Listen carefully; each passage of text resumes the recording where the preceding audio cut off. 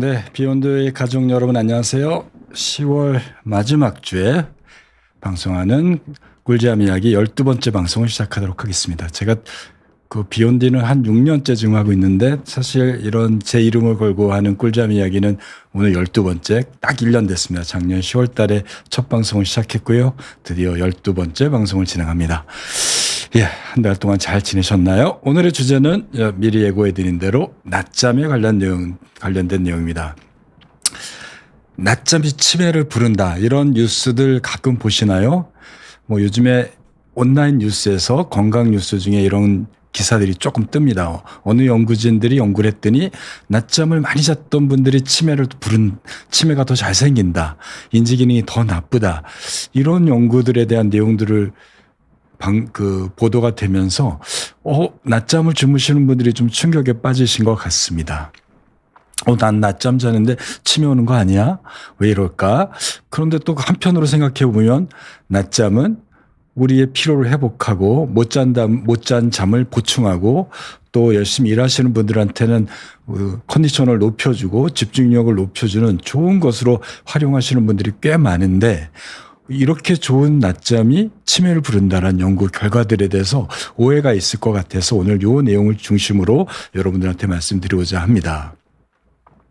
먼저 좀 볼까요? 이런 뉴스들이 나오더라고요. 제가 인터넷 뉴스를 쭉 뽑아봤더니 여기 언론사 이름이 있죠. 우리 부모님도 혹시 치매 증상 포착하고 예방하러 낮잠이 늘었는지 확인해봐라. 이런 내용들. 나이 든 사람들의 낮잠 이러면 독이다. 여기에는 알츠하이머 협회에서 학술지에 과도한 낮잠이 인지 기능을 떨어뜨리는 치매의 전조 증상이다. 라는 연구 결과들이 나옵니다. 또 다른 연도에 보면은 낮잠 자주 자는 노인들 치매 초기 증상일 수 있다. 또 노인 낮잠 길게 자면 치매 위험이 높다. 내용들이 비슷하죠. 이유 없이 낮잠 자면 치매를 의심하라. 미국 캘리포니아 대학에서 연구 결과를 보여주고 있습니다. 또 지나치게 낮잠 많이 자는 노인들 치매 위험하다. 왜 그러냐? 이런 내용들입니다. 낮잠을 자도 개운치 않으면 치매를 의심해라. 예, 이 많은 뉴스들이 이렇게 쏟아져 나오고 있습니다. 내일 또 나올지 모릅니다. 예, 사실 낮잠은 여러분들이 낮잠을 정말 피곤할 때 자고 나면 너무너무 달죠. 단잠이라고 할 수 있겠습니다. 우리가 낮잠을 왜 잘까요? 첫 번째는 피로 회복이 제일 클 거예요. 너무 피곤해서 내가 이 잠을 견딜 수 없으니까 낮잠을 자고 나면 피로가 좋아지는 경험들 다들 하셨을 겁니다. 또 전날 잠을 못 자고 밤을 새거나 뭔가 밤에 수면을 부족하거나 다른 업무 때문에 잠을 적게 주무시는 분들은 낮에 졸음에 낮잠의 유혹을 피할 수가 없잖아요. 또 정말 공부하는 학생들이나 집중하는 직장인들의 경우에 점심 먹고 잠깐 자는 낮잠이 집중력이 높아지고 컨디션이 좋아지는 거 그리고 기분까지 좋아지는 경험 다들 하실 겁니다. 또 일부 연구에서는 낮잠을 자는 것들이 어떤 수면의 질도 개선할 뿐만 아니라 신체 건강에 당뇨도 도움이 된다, 혈압이 도움이 된다는 결과들을 보여주고 있습니다. 제가 한번 낮잠의 장점을 쭉 뽑아봤어요. 낮잠은 집중력과 기억력을 향상시키죠. 특히 20-30분 정도의 짧은 낮잠은 집중력을 상당히 높입니다. 저도 너무 피곤할 때 의자에 앉아서 한 20-30분 자고 나면 머리가 맑아지고 하던 업무들을 계속도 이어질 수 있죠. 뇌 기능이 활성화됩니다. 창의력도 높아지게 됩니다. 낮잠을 자면 왼쪽 뇌, 오른쪽 뇌, 우측 뇌는 어떤 활동적인 내용들을 예체능의 기능들을 한다고 하잖아요. 그 기능이 더 높아져서 창의력이 높아지고 문제 해결 능력이 향상된다고 합니다. 또 외국에서 유럽에서 연구한 걸 보면은 공부하는 학생들에게 점심 먹고 낮잠을 자게 했더니 성적이 올라갔다는 연구 결과도 나와요. 그래서 26분간 낮잠을 자면 집중력과 반응 속도가 34% 증가된다. 당연히 피로가 회복되고 에너지가 충전되는 것들 여러분들 다들 경험하고 계실 겁니다. 그 외에도 최근에는 이런 적절한 낮잠은 혈압을 낮춘다. 심혈관계의 어떤 심근경색이나 협심증의 위험률을 좀 줄인다라고 얘기를 합니다. 뭐 스트레스도 개선되고요. 면역력도 높아지고 피부의 건강에도 도움이 된다는 연구 결과도 있습니다. 예. 그런데 이 앞에 제가 처음 말씀드렸던 이 연구는 도대체 뭘까요? 낮잠이 치매를 일으킨다. 치매의 전조 증상이라고 하는 이 내용들에 대해서 지금부터 말씀드리겠습니다. 미국에는 러시 메모리 대학에서 이런 연구를 진행했다고 합니다. 이게 이제 나온 논문이 2023년도에 나온 연구 결과인데요. 여기에는 이제 러시 알츠하이머 디지즈 센터에서 치매 환자들을 모은 겁니다. 총 1,400명을 모았고요. 평균 연령이 81세 정도 되었다고 합니다. 뭐 여성들이 조금 많았죠. 76%. 2005년도부터 대상자들한테 액티칼이라고 하는 거 뭐냐면 요거예요. 이게 의료용어로 쓰는 활동 측정기입니다. 액티그라피라고 하는데 손목에 차고 있으면 여러분들 스마트워치 차고 있는데 사실 병원에서는 한 20년 전부터 이런 와치를 특히 수면센터에서 많이 활용합니다. 이걸 차고 있으면 움직임을 기록해줘요. 그래서 낮에 활동을 하면 움직임이 많이 나오고 밤에 잘 때 움직임이 없을 때는 움직임이 떨어져서 낮에 활동하고 밤에 자는 걸 측정하고 할 수 있는 하나의 활동 측정기로서 저희가 병원에서 착용하게 합니다. 이런 분들을 2005년도부터 매년 이런 손목시계를 착용하게 한 거예요. 그리고 낮에 얼마나 활동을 많이 하는지, 낮잠은 얼마나 잤는지를 객관적으로 측정을 했습니다. 14년 동안 이 사람들 추적한 거죠. 물론 14년 매일매일 측정한 건 아니고 1년에 한 달 정도나 보름 정도만 착용하게 한 겁니다. 그래서 14년 동안 쭉 추적했어요. 그래서 처음에 인지 기능이 나빴던 사람들을 1년에 한 번씩 손목시계 착용하고 다음에 착용하고 이렇게 착용했고 보통 2주에서 한 달 정도 착용했다고 합니다.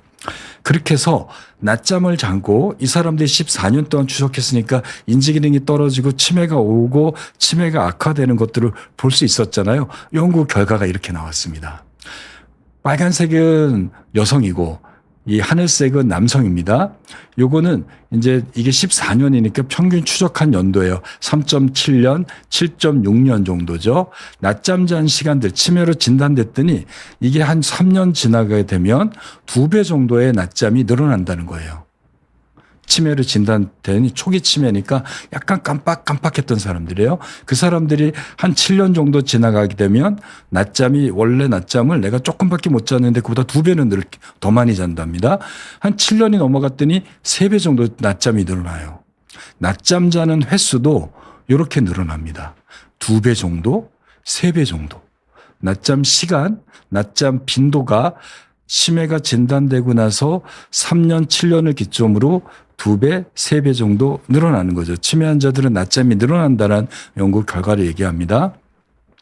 이런 사람들이 치매가 악화되는 사람들을 추적한 거 보죠.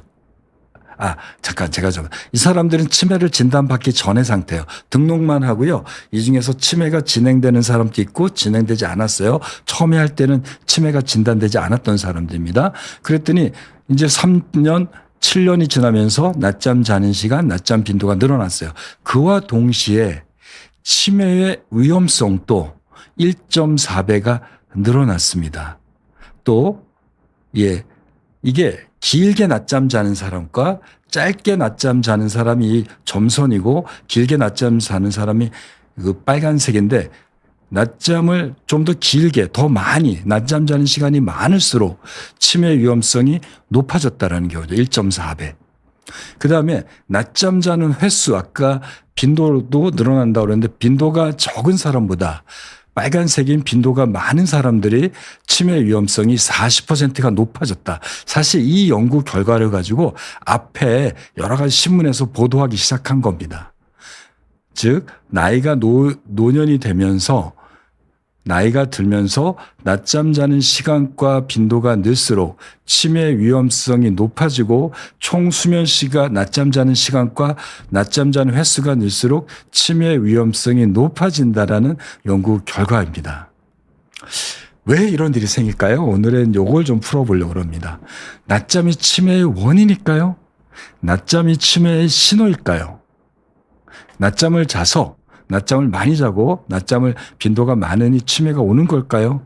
아니면 뭔가 치매가 시작할 때 낮잠이 신호가 돼서 낮잠의 첫 증상으로 나타나고 치매가 악화되면서 낮잠이 늘어나는 건 아닐까? 오늘 이 얘기를 좀 드려보자 합니다. 이러기 위해서 2021년도에 미국과 호주와 일본, 캐나다에서 이 4개 나라에서 67개의 치매 센터에서 데이터를 모아서 발표된 연구 결과입니다. 여기도 65세에서 85세 치매가 아니고 정상적인 인지 기능을 가졌던 사람들을 대상으로 이 알츠하이머 치매, 베타 아밀로이드가 뇌에 얼마나 쌓였는지를 보는 펫 검사, 아포이 유전자가 있어요. 치매 유전자. 그걸 측정 아포이4, 24가 있으면 치매 위험성이 높은 거 유전자를 검사하고 치매 검사를 쭉 했습니다. 2020년도부터 한 1년 동안 추적을 한 거죠. 결과는 이렇습니다. 이렇게 67개의 대상에서 전체 밤에 이건 아까 낮잠이죠. 밤에 잠을 잔 사람들 중에 잠을 7시간, 8시간 잔 사람, 즉 60세에서 80세에서 요 정도 잔 사람들은 우울증이 거의 1이니까 잘 안 생겨요. 그런데 7시간보다 적게 자는 6시간, 5시간 자게 되면 치매가 우울증이 1.2배에서 1.4배까지 늘고 도리어 9시간을 넘게 자게 되는 사람들도 우울증이 높아지는 걸 볼 수 있습니다. 비만도 마찬가지예요. 비만도 U자 커브를 그려서 7, 8시간 자는 사람이 비만이 적게 생기고 6시간보다 못 자거나 9시간을 많이 잔 사람도 비만이 늘어납니다. 또 밤에 야간 잠을 7, 8시간 잤던 사람들은 낮잠이 가장 적었어요. 이렇게요. 밤에 7, 8시간 잤던 사람은 낮잠이 적은데 밤에 6시간보다 못 자고 특히 5시간보다 못 자게 되면 낮잠이 이렇게 늘어나죠. 그건 어떻게 보면 당연한 거 아니겠습니까? 근데 반대로 9시간이 넘어간 사람, 밤에 9시간 넘게 잔 사람도 낮잠을 좀 많이 자는 경향을 보이고 있었다고 합니다. 오늘의 주제는 낮잠이죠. 즉, 낮잠을 많이 잔다라는 거는 밤에 수면 시간이 부족하다라고 하는 하나의 증거 아닐까 싶습니다. 두 번째는 밤에 많이 자도 낮잠이 늘어난다는 얘기는 이 사람들은 밤잠이 깊이가 적다는 거 아닐까요? 많이 자는 곳 깊이 잤으면 낮잠을 적을 텐데 밤잠의 수면의 질이 낮으니 야간잠을 많이 자서 겨우 채우고 있는 거죠.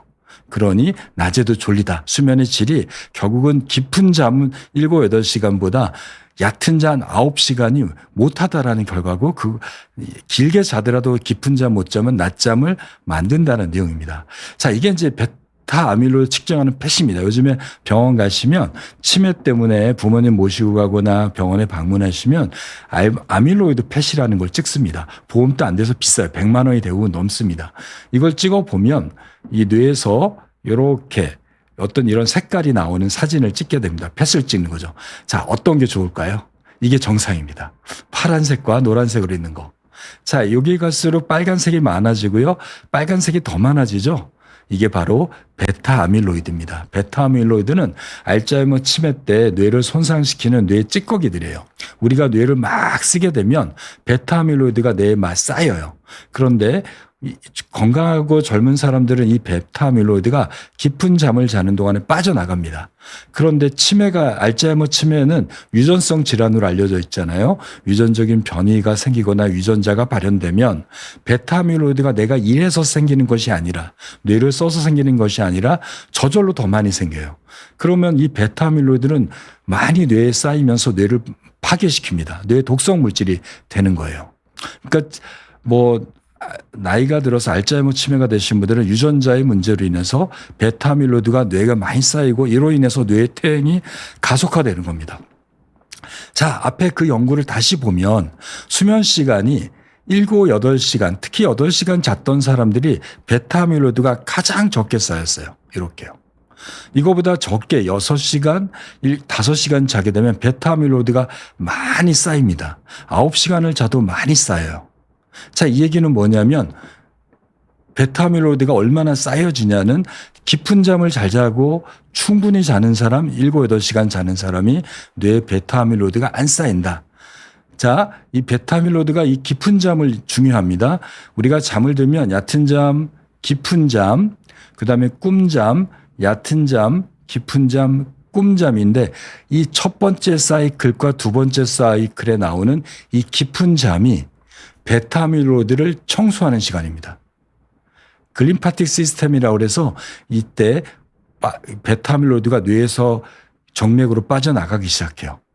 그리고 나머지 뒤쪽으로 가면 렘 수면과 얕은 수면 때는 이 베타 아밀로이드가 배출이 안 됩니다. 앞에 9시간을 자도 베타 아밀로이드가 많이 나오게 되는 이유는 바로 길게 자더라도 얕은 잠으로만 채워지게 되면 베타 아밀로이드가 빠져나가지 않기 때문에 적게 자서 이 베타 아밀로이드가 빠져나가는 시간이 줄어드는 것만큼 안 좋다는 얘기를 하게 됩니다.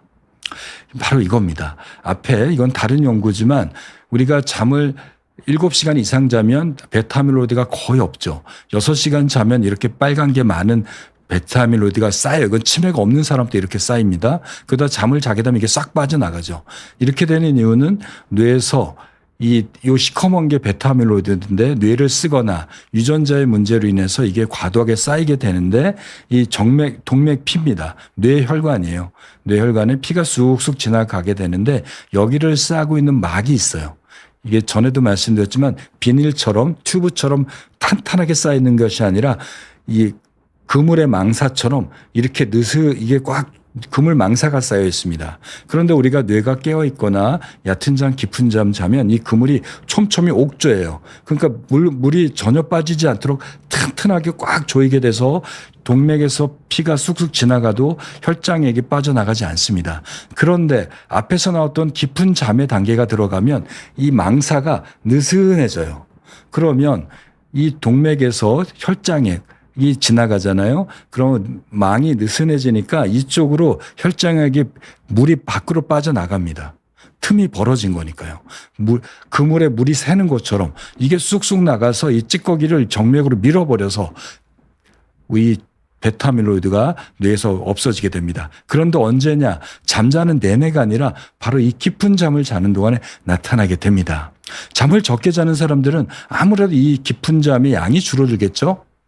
그러니 베타 아밀로이드가 다 배출이 안 돼요. 잠을 많이 자는 사람들은 이 잠이 깊은 잠을 충분히 자면 우리는 대개 7, 8시간 자고 나면 저절로 깨어나게 돼요. 근데 이게 충분하지 못하니까 더 길게 자게 되는데 문제는 얕은 잠만 자는 일이 벌어지게 되니까 베타 아밀로이드가 여전히 배출되지 않는 일을 만들게 됩니다. 자, 그래서 이 깊은 잠이 얼마나 자느냐, 이 슬로우 웨이브와 깊은 잠의 양입니다. 깊은 잠의 양이 늘어날수록 뇌의 어떤 수행력, 인지기능 능력도 좋아진다. 기억력도 이건 기억력도 좋아지고 어떤 인지 수행력이 좋아지는 걸 볼 수 있습니다. 깊은 잠이 그래서 중요합니다. 자, 한번 내용을 정리해 볼게요. 제가 몇 가지 논문 갖고 오늘 얘기를 풀어봤지만 결국은 낮잠이 치매 위험성을 높이는 이유는 낮잠의 자체가 문제는 아닌 거죠.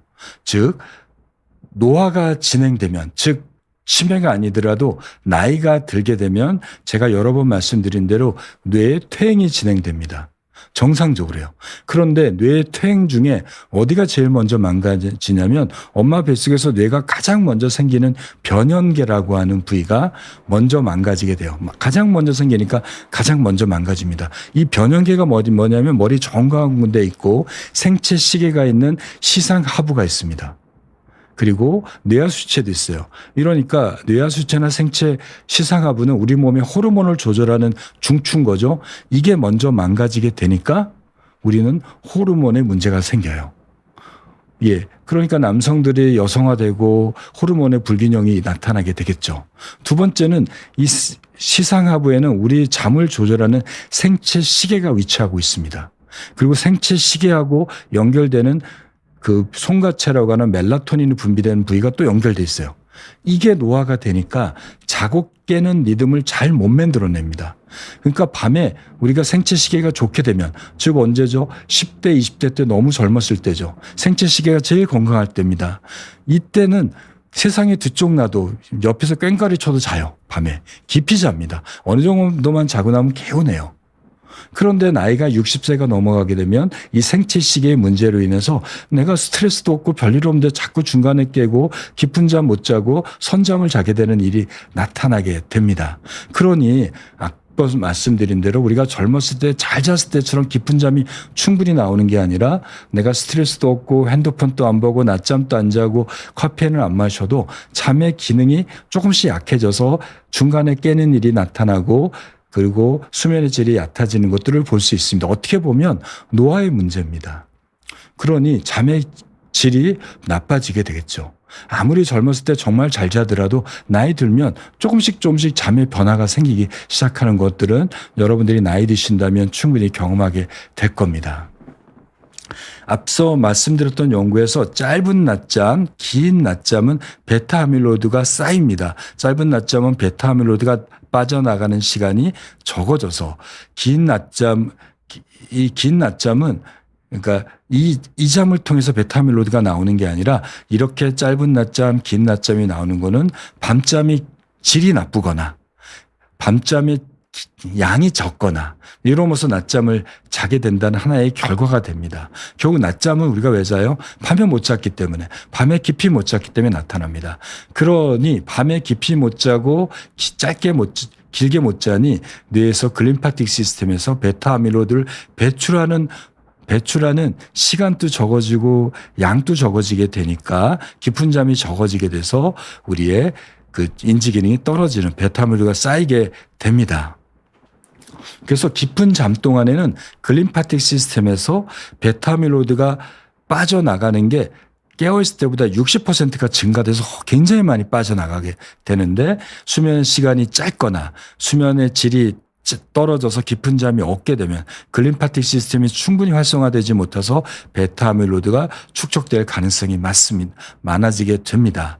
낮잠은 얼마나 자야 될까요? 질문도 있는데 오늘 좀 이따 같이 말씀드리겠지만, 낮잠은 우리가 너무 피곤할 때 잘 수 있어요. 현대 생활이 제가 누누이 말씀드리지만 여러분들이 있는 이 현재 위치하고 있는 방의 환경들이 정말 예전보다 편안하고 좋은 침대에서 주무시겠지만 굉장히 많은 빛에 노출되고 여러분들이 들고 있는 핸드폰, TV에서 정말 세상에 많은 뉴스들이 들어오게 되고 또 그런 업무적인 처리뿐만 아니라 내가 해야 될 일도 너무너무 많이 알게 되잖아요. 그럼으로써 우리의 수면이 방해가 됩니다. 밤에 예전에는 해가 지면 우리는 잠잘 준비도 했었는데 제가 학교 다닐 때는 9시에 학생들은 방에 가서 자라는 안내방송에 나올 정도였으니까요.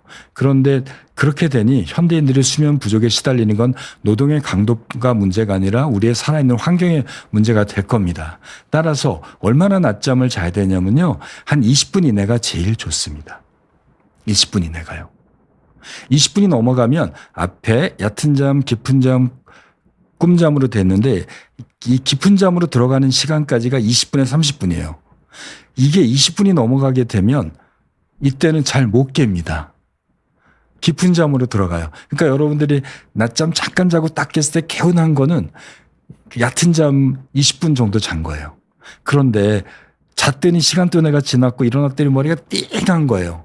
머리가 멍한 거. 이걸 수면 관성이라고 얘기하는데 이미 깊은 잠 들어갔다 깨버린 거예요.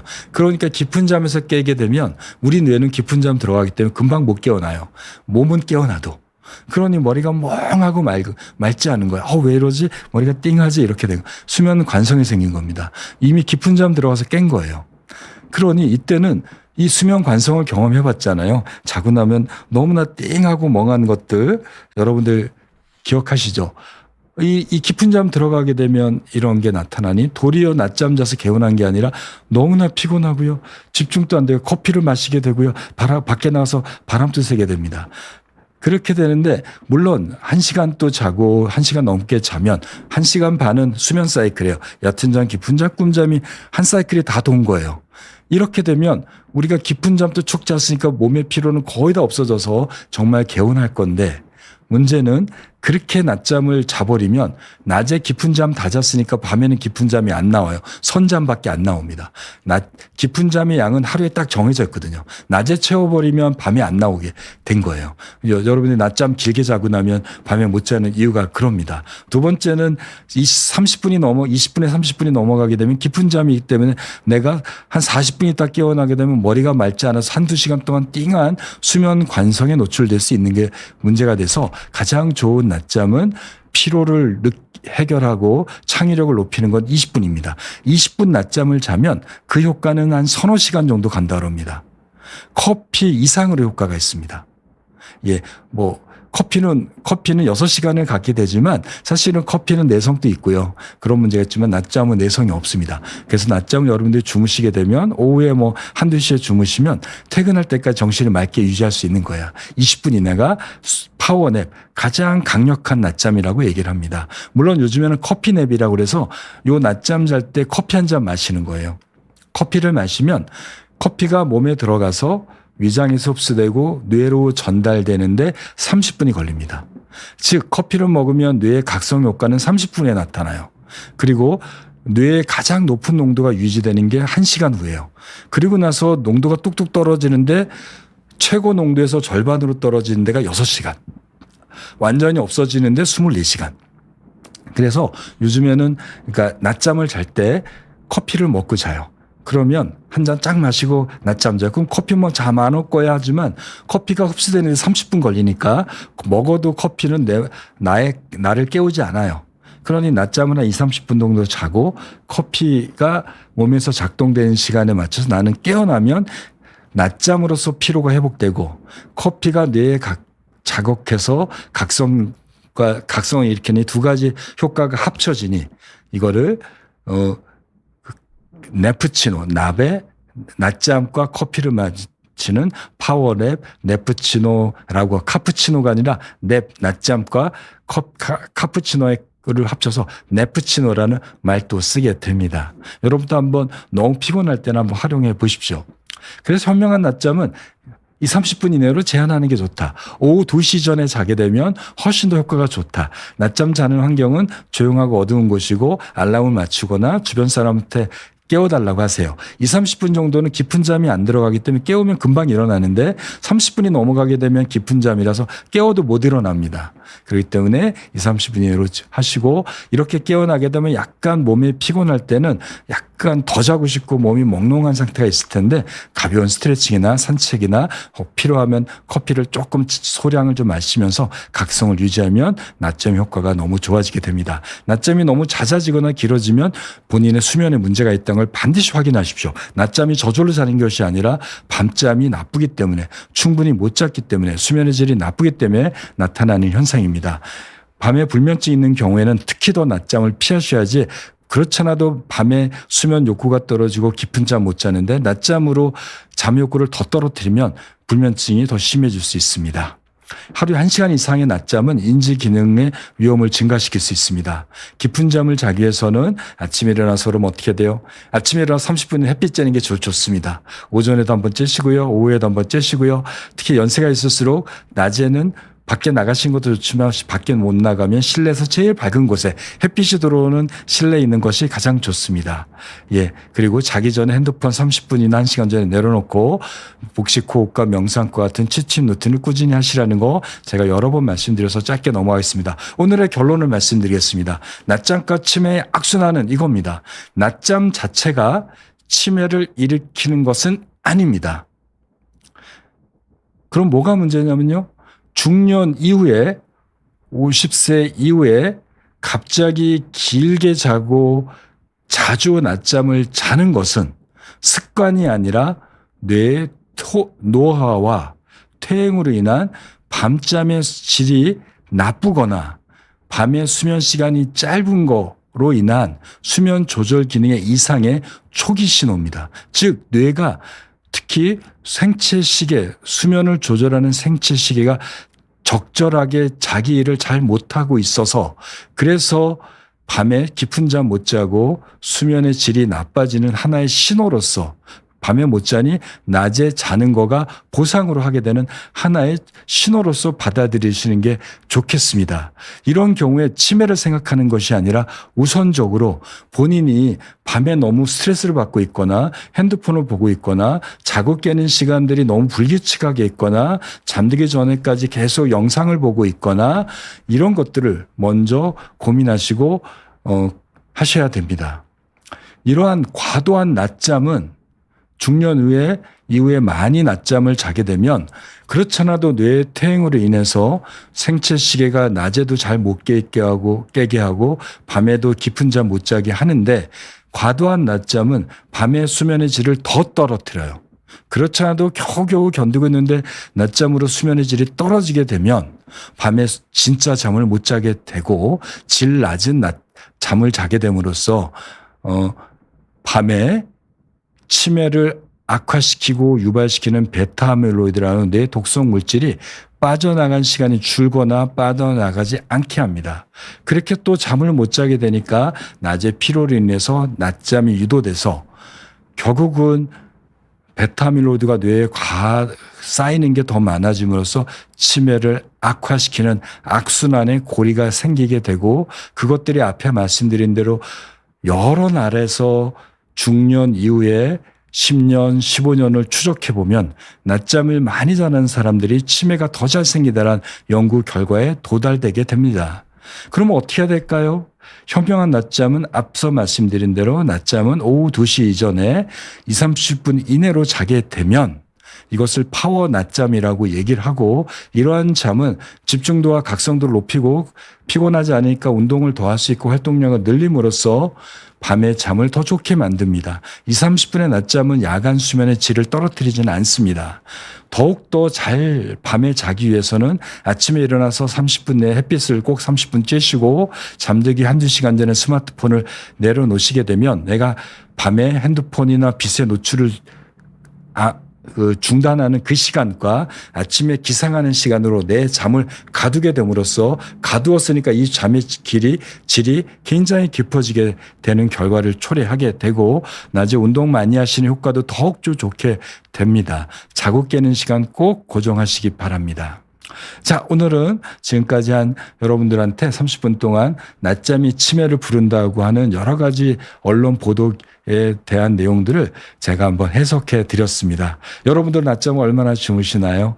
이거 이해하시고 낮잠을 피곤하다라는 신호로 받아들이시고 자연스러운 나의 습관이 아니라 밤잠을 더 좋게 하기 위한 나의 낮잠을 잘 관리함으로써 적게 자고 짧게 자고 그리고 활동량을 늘리고 그럼으로써 야간의 잠을 높이는 것들이 결국 치매를 예방할 수 있는 방법이라고 생각이 됩니다.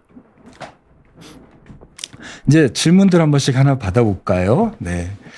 먼저 오늘의 질문을 주신 분들 중에 미01인가요? 이건 뭐죠? 예. 요새 잘 자는데도 낮에 졸리고 몸이 피곤해서 9시간 넘게 잡니다. 예, 우선 첫 번째로 생각할 수 있어요. 요즘에 이제 환절기잖아요. 여름에서 가을로 넘어가게 됩니다. 또 여기서 이제 조금 지나면 겨울로 갈 거예요. 자, 이 계절이 바뀌게 되면 우리의 수면 패턴도 좀 바뀌게 됩니다. 가을이 되면 여름 때보다 잠의 양이 좀 늘어나요. 또 겨울 때면 봄이 되면 낮에 졸리는 춘곤증이 생기게 되죠. 이 계절에 따른 변화입니다. 자, 우리의 생체 시계는 시계 유전자에 의해서 자고 깨는 리듬이 유지가 됩니다. 그렇게 유지되는데 얘는 여러 가지 영향을 받고 하루에 1시간 정도씩 이동하게 돼요. 왜 그럴까요? 이 생체 시계는 빛에 의해서 너무 많이 바뀌게 됩니다. 낮에 빛을 잘 쬐게 되면 이 생체 리듬도 높아져요. 그리고 자기 전에 빛을 쬐게 되면 생체 시계가 뒤로 밀립니다. 또 아침에 기상해서 빛을 쬐게 되면 생체 시계가 활성화돼요.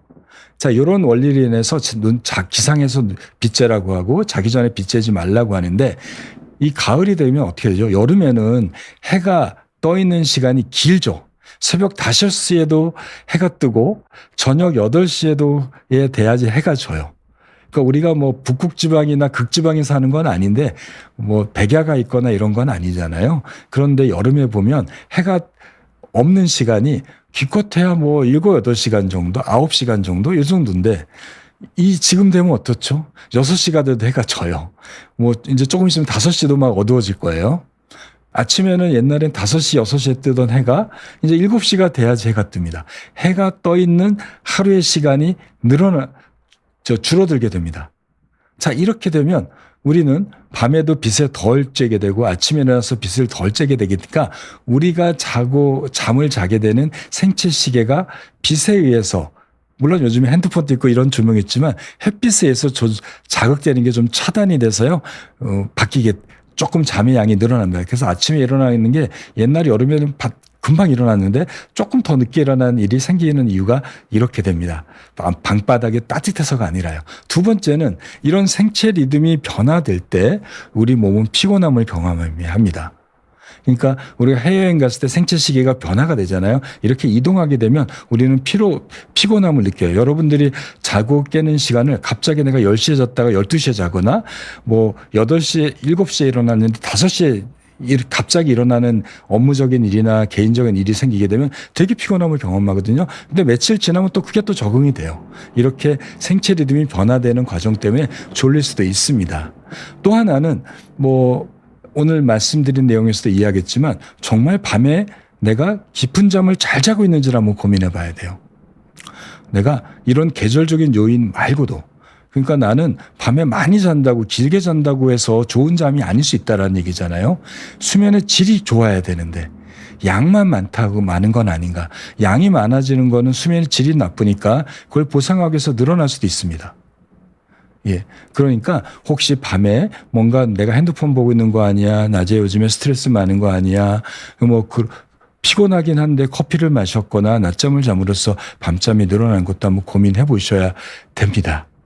예. 또는 뭐 다른 것도 있어요. 뭐 비만이 있거나, 비만이 있으면 잠이 좀 늘어나죠. 수면 무호흡증도 있기 때문에요. 또 복용하는 약물 때문에 잠이 늘어날 수 있어요. 약에 의해서도 나타날 수 있고, 어떤 육체적인 피로에 의해서도 잠이 늘어날 수도 있고, 신체적인 질환으로 여러 가지 뭐 갑상선 질환이라든지 당뇨가 있거나 이러면서 또 잠의 질은 나빠지는데 양은 늘어날 수 있는 문제도 있을 수 있습니다. 예, 이렇게 한번 답변하고, 우선은 계절적인, 전에 안 그랬으면 계절적이라면 조금 기다려 주시고요. 혹시 밤에 그런 게 아니라면 본인의 수면의 질이 좋은지를 한번 체크해 보시기 바랍니다. 오리지널 시그널님, 회사 점심시간을 활용하고자 점심을 빠르게 하고 남은 시간에는 30분에서 40분 정도 낮잠을 자고 업무를 보는데 낮잠이 치매를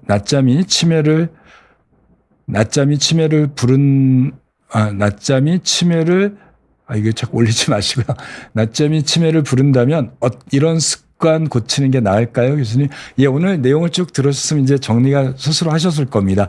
예, 뭐 직장인이시고 뭐 밤에 조금 출근 때도 요즘 일찍 가기 때문에 수면 시간이 길지를 못할 수 있죠. 그럴 때는 30분 정도, 30분이 넘어가면 안 된다고 했으니까 한 30분 정도 낮잠을 주무시기 바랍니다. 예. 그런데 더 좋은 거는 밤에 수면 시간을 늘리시기 바랍니다. 아침에 기상 시간이 몇 시인가요? 6시인가요? 그러면 뭐 성인이시고 직장인이시라면 그로부터 7시간 전이에요. 6시간 전이 아니라 7시간 전. 6시에 일어난다면 11시에 자야 돼요. 11시로 정했잖아요. 7시간은 시간을 확보해야 돼요. 내가 충분한 수면 시간을 확보해야지 잘 수 있습니다. 그러니까 11시에 자야 되잖아요. 근데 11시부터 자면 안 돼요. 그로부터 30분 전인 1시간 전에 10시나 10시 반부터 핸드폰 꺼야 돼요.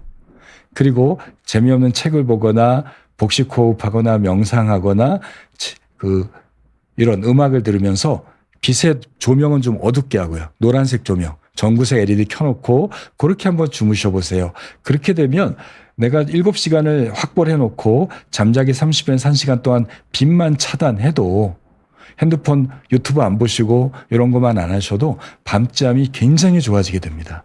그러면 이제 낮에 점심 먹고도 식곤증이 안 찾아오는 게 더 최고의 상수이고, 만약에 어쩔 수 없이 수면 시간이 6시간 내외 주중에는 그렇다면 낮잠은 20분에서 30분 이내로 제한하신다면 치매하고는 상관없이 업무의 효율과 창의력을 높이는 데 도움이 됩니다.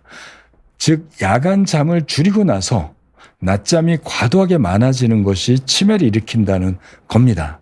따라서 제일 좋은 거는 20분 이내로 낮잠 자고 그렇게 못 잔 잠을 밤잠으로 넘기고 밤에 자시는 시간을 충분히 확보하시는 것이 치매를 예방하는 방법이 되지 않을까 싶습니다. 그 다음은요, 드레스 업다운님, 어느 정도의 낮잠이 안 좋은 건가요? 30분 정도는 괜찮죠?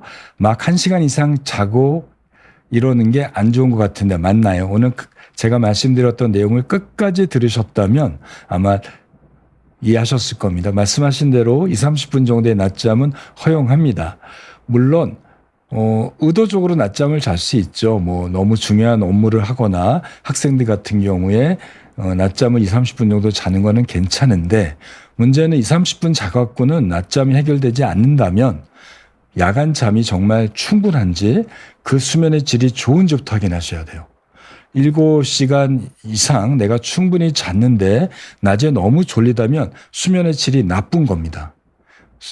수면 무호흡증이 있거나 뭔가 핸드폰을 보면 나는 너무너무 잘 자요. 이런 분들 있어요. 핸드폰을 보다가 누워서 자다가 이게 뚝 떨어지면 이게 잘 시간이라고 자는 분들도 있다고 합니다. 뭐 저한테 병원에 오시는 분들도 그렇거든요. 그거는 안 돼요. 여러분들이 잠을 자는 거는 빛에 의해서 자는 생체 리듬도 중요하지만 몸에 피곤하면서 자는 거예요. 이 피곤함이 잠을 들게는 해줘요. 몸이 피곤하면 여러분들이 햇빛이 짱짱 쬐는 대낮에 서 있는 중에도 잘 수 있잖아요. 이건 생체식의 힘이 아니고 피곤함의 힘입니다. 밤에 낮에 열심히 일하고 출근하고 일하고 와서 피곤하니까 이 빛을 쬐게 되면 생체 시계가 뒤로 밀리는 거거든요. 피곤하니 자요. 그런데 이 피곤한 잠이 들면 최대 3시간입니다. 2-3시간밖에 못 자요. 그러면 생체 시계가 뚝 떨어져서 피곤함으로 자야지 7시간이 연결되는데 피곤하면서 자는 2-3시간 잘 때 생체 리듬은 그때서야 꺼지려고 하면 이 갭이 좁아져서 그때 깨게 됩니다. 그다음부터는 중간에 잠이 안 오게 되고 더 자주 깨게 되고요. 그러다 또 핸드폰 보면 더 잠을 못 자는 일이 벌어지게 됩니다. 30분 정도의 낮잠이 가장 좋고 이 낮잠 또한 정말 반복적일 수밖에 없고 이 잠도 자더라도 낮에 여전히 피곤하다면 수면 시간이 부족한지 수면의 질이 나쁜지를 꼭 확인하시기 바랍니다.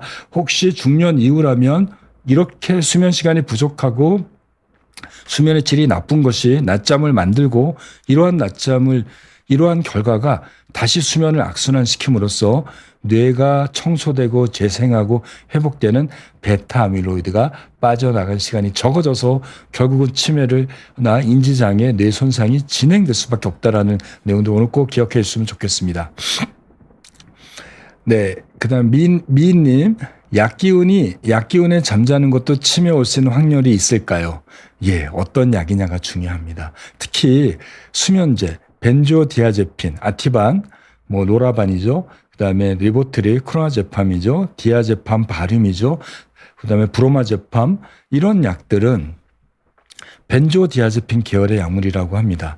이런 약을 먹으면 뇌에서 가바 신경을 활성화시켜요. 가바는 뭐죠? 뇌를 억제시키는 거예요. 그런데 우리가 잠잘 때는 가바가 왕성하게 분비가 돼서 뇌를 억제시킵니다. 그게 우리가 잠이 들어요.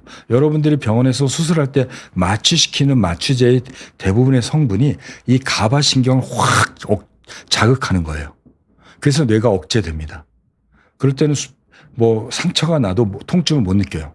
자, 그런데 이건 약에 의한 거고 우리가 보통 잠을 자게 되면 처음에는 가바 신경, 수면 중추가 자극돼서 가바가 확 나서 뇌를 억제하지만 가바가 나올 때부터 렘 수면이 힘이 세져. 이게 시소거든요. 얘가 확 나오면 렘이 조금씩 올라가면 얘 떨어지고 올라가면서 렘이 나오면 도리어 가바가 안 나와요.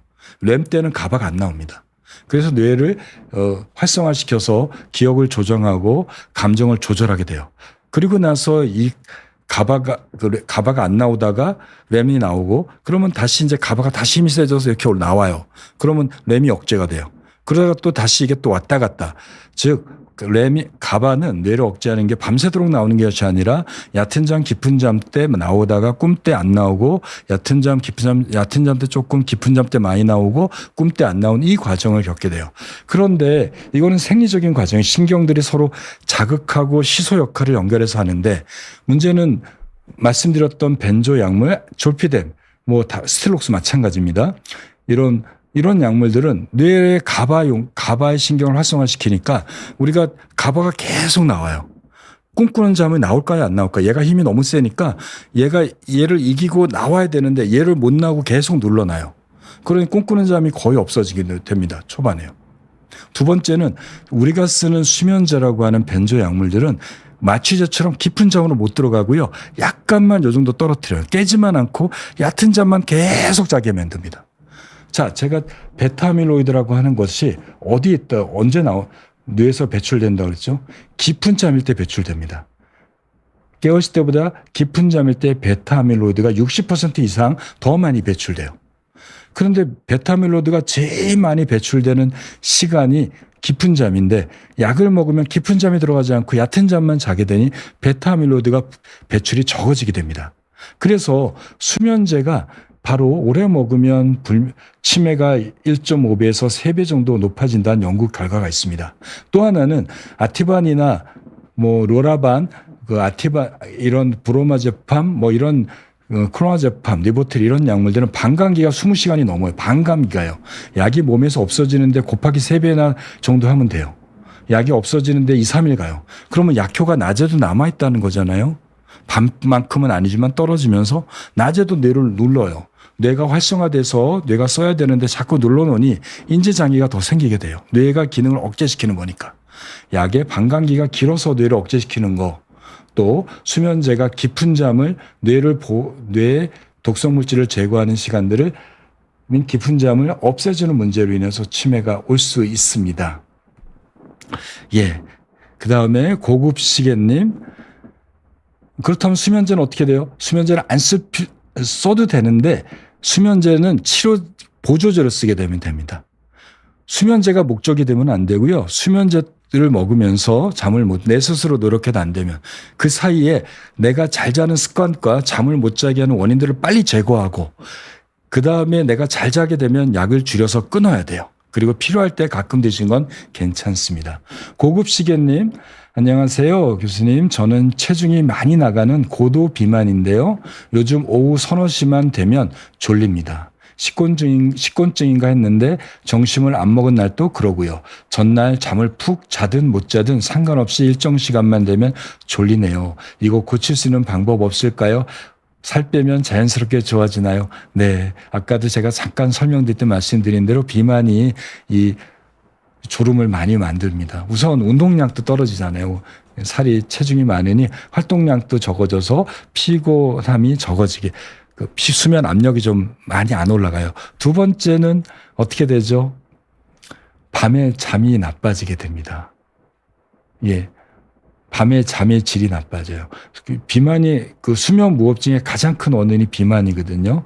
이런 분들은 이 비만이 되게 되면 우선은 살이 많으니까 이 가슴에 이 흉곽, 이 폐가 있는 부위에도 살이 찌게 되니 폐가 등치는 큰데 체중은 많이 나가시니까, 그런데 여기에 지방이 많이 차게 되니까 이 폐활량이 떨어져요. 이게 폐를 누르게 되니까요. 왜냐하면 복부 비만이 많잖아요. 그럼 복부 비만이 되면 이 배에 지방이 많으니까 횡격막이 올라가게 됩니다. 그리고 여기에도 양이 많으니 폐의 양이 줄어들어요. 그럼 호흡이 짧아져요. 그래서 호흡이 가쁘게 쉬게 됩니다. 폐활량이 줄어들겠죠. 조금만 뛰어도 숨 차죠.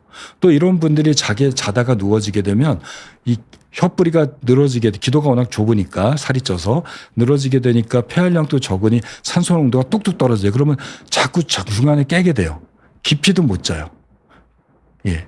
그런 문제, 또 여러 가지 활동, 다는 아니지만 일부에서는 이런 미용상의 문제나 이런 스트레스로 인해서 음식을 먹게 되면서 우울증이나 불안장애나 이런 심리적인 요인도 가중되게 되면 또 잠에 또 망가지는 일이 생기게 됩니다. 첫 번째는 살을 빼는 게 가장 좋죠. 그거 맞습니다. 살 빼게 되면 많이 좋아집니다. 또 잠을 못 자게 잠을 자게 돼 이렇게 이제 수면의 질이 나빠지게 되면 깊은 잠 못 자게 되니까 아까 그 베타 아밀로이드만 얘기했지만 깊은 잠 때 렙틴이 나오거든요. 식욕 억제 호르몬이 나와야 돼요. 이게 나와서 우리가 식욕을 좀 억제해 줘야 되는데 깊은 잠 못 자니까 식욕 억제 호르몬 렙틴이 적게 나오니까 음식에 대한 욕구도 많아지고 살도 더 찌게 됩니다. 자, 우선 뭐 항상 그렇게 되겠지만 자는 시간, 기상 시간 고정, 잠자기 1시간 정도 핸드폰 안 보기, 예. 그리고 살 빼는 연습, 아침에 일어나서 햇빛 쬐기 이런 것들 먼저 하시고 수면의 질을 좋게 하면 살도 더 쉽게 빠집니다. 두 번째, 현재 수면 무호흡증이 동반됐다면 빨리 대학병원에 종합병원에 수면 전문의를 만나셔서 수면 무호흡증을 양압기나 이런 걸 통해서 우선 치료하시게 되면 내가 살이 당장 안 빠지니까 안 빠지더라도 수면 무호흡증을 치료하게 되면 호흡이 좋아져서 잠을 잘 자게 되거든요. 그러면 신체 활동력도 늘어지게 되고 식욕 억제 효과도 있어 살이 더 빨리 빠지게 되니 만약에 잘 때 코골이가 심하거나 수면 무호흡증이 있거나 자고 나서 입마름이 너무 심하다면 우선 병원의 수면 전문의부터 만나보시면 어떨까 싶습니다. 예, 가자송님, 멜라토닌이요. 젊은 사람은 오래 복용하면 안 좋다고 병원에 처방 안 해주는데요. 30일 동안 먹었을 때 상당히 효과가 있어서 계속 먹고 싶은데 42세 남자인데 약 먹기에는 맞지 않은 나이인가요? 예, 멜라토닌은 효과가 있을 수 있습니다. 멜라토닌은 우리가 해외여행 갈 때 교대 근무할 때 먹으면 되게 빨리 시차 적응하고 교대 근무를 빨리 바꿔줘요. 근데 나이가 50세가 안 됐을 때 멜라토닌을 저희가 처방하지 않는 이유는 왜냐하면 멜라토닌이 나오는 거는 나의 일주일 리듬에 맞춰서 나옵니다. 지금 42세면 하루 중에 멜라토닌이 나온 양은 누구보다 많을 거예요. 그런데 그 멜라토닌이 자꾸 늦게 나오니까 내가 못 자는 거잖아요. 교대 근무자들은 잠자는 시간이 바뀐 거죠. 멜라토닌은 내가 잠자는 시간에 맞춰서 분비가 확 올라갑니다. 그런데 내가 핸드폰을 보거나 저녁에 자고 깨는 시간이 불규칙하거나 낮에 커피를 많이 마셨거나 이런 스마트폰이나 빛에 노출이 되게 되면 특히 빛의 노출은 멜라토닌 생성을 억제합니다. 그러니까 나는 새벽 3시에 나오니 나는 12시에 자려니까 잠이 안 오는 거예요. 이럴 때 내가 12시에 자고 싶은 시간에 멜라토닌 먹으면 그때 올라가게 되면 뇌가 올라가잖아요. 그러면 머리에 있는 잠자는 그 신경들이 멜라토닌 올라왔네 그러면서 반응하게 되니까 잠을 자게 돼요. 자, 우선 본인의 자고 깨는 시간을 좀 조정하는 목적으로 쓰시는 거는 괜찮습니다. 보통 2주 정도를 권합니다. 그래서 그 시간에 내가 자기 병원에 처방되는 건 1시간 전에 먹는 거고 처방형이니까요. 내가 12시에 자고 싶으면 11시에 먹고 그리고 그 멜라토닌 먹고는 핸드폰 빛에 차단하고 책 보거나 음악 듣거나 스트레칭 하시고요. 그래서 잘 자는 게 만들어지게 되면 멜라토닌 끊으시면 됩니다. 그럼 멜라토닌이 내 거는 새벽 3시 나오던 게 12시에 나오게 되는 걸로 세팅된 거예요. 그럼 내 거 바뀌어졌고 먹는 약은 끊고 내 스스로 노력하십시오. 그런데 어떤 업무적인 일이나 잠자는 시간이 또 바뀌게 되면 다시 그럴 때 또 잠깐 이동하도록 한 3일에서 5일 정도 복용하시면 이동시킬 수 있습니다. 해외여행 갈 때 미국 시간으로 도착해서 그 시간에 맞춰서 먹으면 되거든요. 잠자는 시간에. 그러면 3, 4일 먹으면 생체 리듬이 좀 더 빠르게 이동하게 되는 효과를 나타낼 수 있습니다. 따라서 지금 우선 본인의 자고 깨는 습관들을 조정해 보시고 거기에 맞춰 멜라토닌 복용했다가 잘 자게 되면 멜라토닌은 끊으셔도 내 것이 나오기 때문에 그게 정상적인 수면을 하게 됩니다. 멜라토닌은 빛하고는 완전히 상극이라는 거. 멜라닌 우리가 피부에 있는 색소잖아요. 검다란 뜻입니다. 그러니 빛은 멜라토닌은 빛하고 멜라토닌 복용해서 빛을 노란색으로 바꾸셔야 됩니다. 전구색이 돼야 돼요. 그래야지 멜라토닌 효과가 좋고 나의 멜라토닌이 그 시간으로 이동해서 분비가 되기 때문에 가능하면 젊으신 분들은 2주 이내로 복용하시면 좋겠습니다. 이게 젊은 사람들 오래 복용하게 되면 내 멜라토닌이 잘 안 나와요. 예. 좀 적게 나오게 됩니다. 그래서 그렇습니다. 나이 드신 분들은 워낙 적게 나오기 때문에 복용해도 괜찮습니다. 부족하니까 매일 먹죠. 우리가 갑상선 호르몬이 적어지는 갑상선 기능 저하증 환자들은 갑상선 호르몬을 매일 먹잖아요. 예, 내게는 안 나오니까. 그런 개념에서 한 55세에서 60세 넘어가게 되는 분들이 부작용만 없다면 멜라토닌을 매일 같은 시간에 고정해서 드신다면 뭐 그거는 문제는 없으나 충분히 나오는 사람이 멜라토닌을 복용하게 되면 내 것도 나오고 얘 것도 먹으니 이 멜라토닌의 효과로 인해서 낮에 더 피곤할 수 있고요. 생체 리듬이 왜곡될 수도 있습니다. 젊은 사람이 복용할 때는 나의 자고 깨는 리듬을 바꾸는데 활용해 보신다면 즉 교대 근무할 때나 또는 해외여행 가는 시차 때 활용하시거나 또 어쩔 수 없이 일시적으로 잠자는 시간이 너무 일찍 자거나 늦게 자는 거를 내가 원하는 시간을 자려고 할 때 이용하신다면 아주 좋지 않을까 싶습니다. 예. 뭐 마지막으로 멜라토닌은 병원에서 구매하는 것도 있고요. 처방형입니다. 먹으면 한 7시간, 6시간 가고요. 인터넷에서 판매되는 거는 식물성 멜라토닌입니다. 이건 먹으면 1시간 정도 되면 몸에서 다 없어집니다. 속방형입니다. 예, 그래서 뭐 멜라토닌은 잠을 유도하는 효과는 거의 없고요. 자곡계는 리듬을 조정하는 효과가 더 강력합니다. 그렇기 때문에 멜라토닌은 매일매일 같은 시간에 고정해서 복용해야지만이 효과를 볼 수 있고 일정량 복용하고 나서 젊으신 분들은 복용 안 하시는 게 좋고 생체 시계, 자고 깨는 시간을 조정하는 대로 활용하시면 멜라토닌이 아주 좋은 효과를 나타낼 겁니다. 자, 이제 시간이 다 돼서 이제 마무리하려고 합니다. 예, 또 11월 달에는 또 다른 주제 갖고 찾아뵙도록 하고요. 오늘은 낮잠이 치매를 만드는 건가 전조 신호인가라는 내용들에 대해서 여러분들한테 말씀드렸습니다. 낮잠 잘 활용하시면 좋겠지만 이 낮잠을 자도 피곤하고 낮잠을 자지 않으면 어려운 분들은 본인의 야간 수면을 좋게 만들도록 노력하시고 낮잠을 조금만 잘 수 있도록 하기 위해서는 밤에 좋은 잠을 자도록 하는 것이 가장 좋은 해결책이고 그러한 야간의 수면 동안이 충분하고 질이 좋아야지 뇌에 독성물질인 베타아밀로이드가 잘 빠져나가서 여러분들의 뇌가 쌩쌩하고 건강하고 활기차게 유지할 수 있는 좋은 어떻게 보면 뇌의 노화 방지법이라고 할 수 있을 것 같습니다. 예, 1시간 동안 집중해서 감사하고요. 혹시 질문에 답변 못 드린 내용들은 댓글에 달아주시면 제가 일주일 내에 올라온 댓글들은 답변을 드리도록 하겠습니다. 다음 달에 다른 주제를 갖고 찾아뵙도록 하겠습니다. 10월 달에 진행한 꿀잠 이야기 12번째 방송은 이만 마치도록 하겠습니다. 네, 감사합니다.